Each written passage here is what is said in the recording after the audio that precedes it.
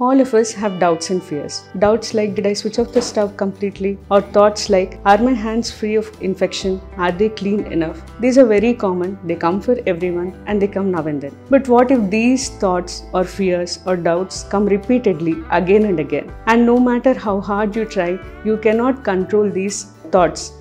Then that is called as obsessive compulsive disorder.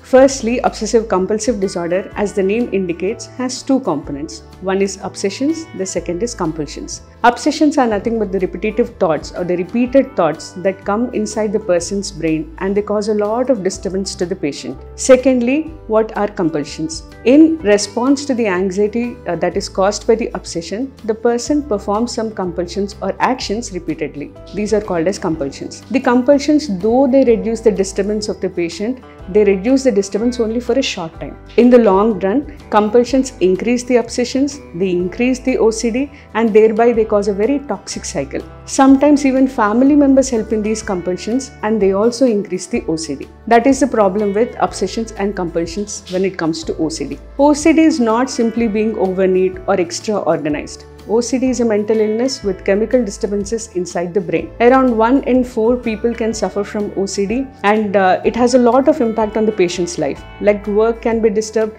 social life will be disturbed, the person cannot have a personal life and family will be worried. It is in a way very costly disease to perform all the compulsions. In all, it has impact on every area of the person's life. That's why it is simply more than over neatness or being over organized. That is not OCD. OCD is a very disabling, time-consuming illness. So coming to the treatment of OCD has 3 main methods. First and foremost, when we are saying that it is caused by chemical disturbances inside the brain, we have to treat those chemical disturbances. That is by medication. Medication most commonly used are SSRIs. They help in reducing the anxiety and thereby the number of thoughts in OCD. Then comes therapy called as exposure and response prevention, also called as ERP. ERP helps us in not doing the compulsions and thereby it breaks the toxic cycle that is there in OCD. And thirdly, we have something new, relatively new compared to these methods, and that is magnetic therapy. Magnetic therapy addresses those brain areas which are supposed to be involved in OCD. With these 3 methods, there is a comprehensive treatment available for OCD. But what is the challenge? These 3 treatments take a lot of time. For example, medicines take almost 3 to 4 weeks to show some response.